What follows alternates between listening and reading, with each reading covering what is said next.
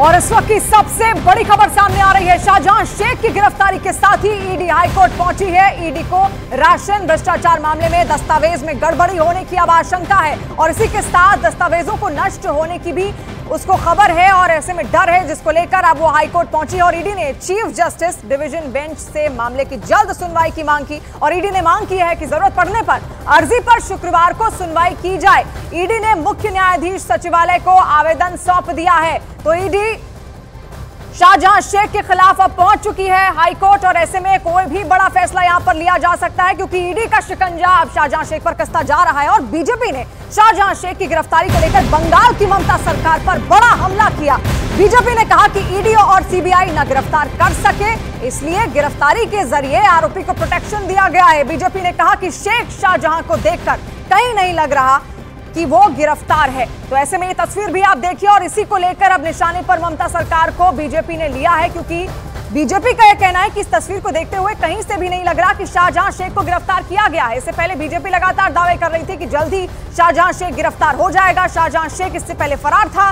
5 जनवरी को सब कुछ शुरू होता है जब ईडी की टीम छापेमारी के लिए पहुंचती है उनके कई ठिकानों पर, लेकिन वो वहां से फरार हो जाते हैं। बीजेपी नेता शुवेंदु अधिकारी ने आरोपी शाहजहां शेख की गिरफ्तारी को लेकर एक बड़ा आरोप लगाया है। शुवेंदु अधिकारी ने आरोप लगाया है कि संदेश खाली का आरोपी शाहजहां शेख पहले से ही पुलिस के पास था, वो पुलिस के संरक्षण में था।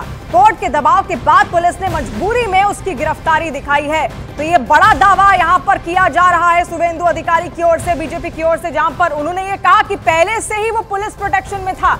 जो बार बार बातें सामने आ रही थी कि फरार चल रहा है शाहजहां शेख, आखिर वो कहां है, उसको ढूंढने के लिए तमाम कवायदें हो रही थी। लेकिन अब शुवेंदु अधिकारी एक अलग दावा लेकर सामने आए हैं। उन्होंने ये कहा कि वो पहले से ही पुलिस प्रोटेक्शन में था, लेकिन अब दुनिया को दिखाने के लिए ये अरेस्ट उसका यहां किया गया। अरे भाई अरेस्ट नहीं है, आप लोग भ्रम पैदा कर रहा है। ये उनका कस्टोड संरक्षण में था। कल पिछले नाइट 12 बजे, डे बिफोर यस्टरडे नाइट 12 बजे मिडनाइट से उन्होंने पुलिस का साथ था। उसको पहले डीआईजी भास्कर मुखर्जी का साथ फलता भेजा गया। उसका बाद मेरा एक सैंडल में सब आ गया। उसका बाद फिर शाम को बाद उनको लाकर उनको अकुंजीपाड़ा घर में लेकर गया। उसका बाद मीनाखा लेकर अरेस्ट सुन किया। It's a understanding arrest assured by the Mamata सरकार कि आपको कुछ होने वाला नहीं है, आपको 5 स्टार फैसिलिटी मिलेगा, मोबाइल फोन यूज करने का परमिशन है।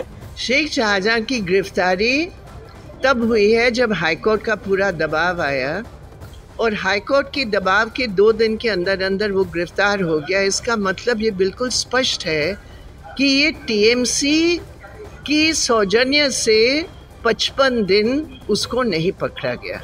ये बिल्कुल स्पष्ट है।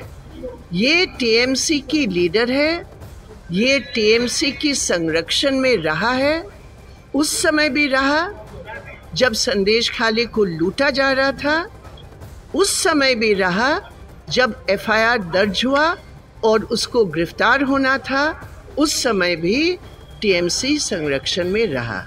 तो टीएमसी का जो असली चेहरा है वो बिल्कुल स्पष्ट सामने आया।